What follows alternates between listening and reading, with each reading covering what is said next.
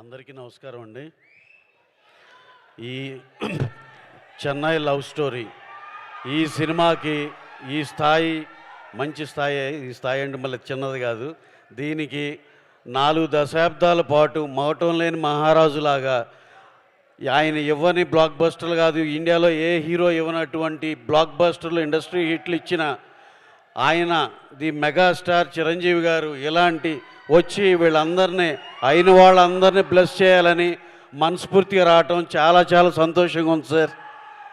So అలాగే next 2-3 గురించి చెప్పాలనుకున్నా.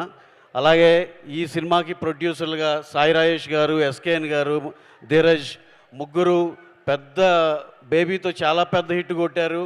మళ్ళీ ఇంకోసారి ఇంకా దాన్ని మించిన హిట్ కొట్టబోతున్నారు. ఆ నమ్మకం అందరికీ ఉంది.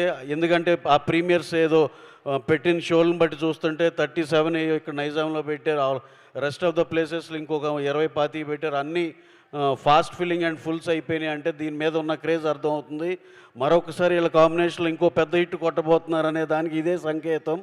అలాగే ఇంకొకటి ఆల్ ద బెస్ట్ ప్రొడ్యూసర్స్. అలాగే మన మణి శర్మ గారు, ఎప్పటి నుంచో ఓ మాట చెప్పాలనుకున్న మణి శర్మ గారి గురించి.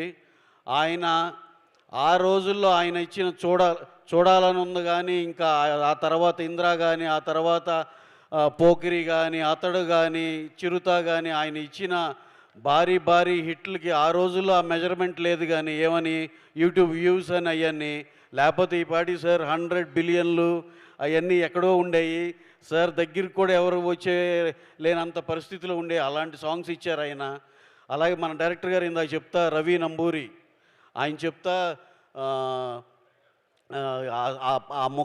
హుక్కువర్డ్ ఏదో తొలి ప్రేమ అంత తోపు కాదురా అన్నారు. కానీ నిజంగా డెబ్యూటెంట్గా ఆయన మాత్రం తోపే. ఈ సినిమా అంత బాగా తీశాడని అందరూ చెప్తున్నారు. సో వన్స్ అగైన్ ఇక అందరికీ హోల్ క్యాస్ట్ అండ్ క్రూకి all the best. This is going to become a mega blockbuster. అదైతే వెరీ వెరీ కాన్ఫిడెంట్. అందరూ అదే మూడ్లో ఉన్నట్టున్నారు. Thank you one and all. Thank you అండి. Thank you so much Ravi garu. Yes, and అప్పటి ఈ కాంబినేషన్ని చూడడం చాలా ఆనందంగా ఉంది. అప్పుడు చూడాలని ఉంది. ఇంద్ర ఠాగూర్ వంటి ఎన్నో మ్యూజిక్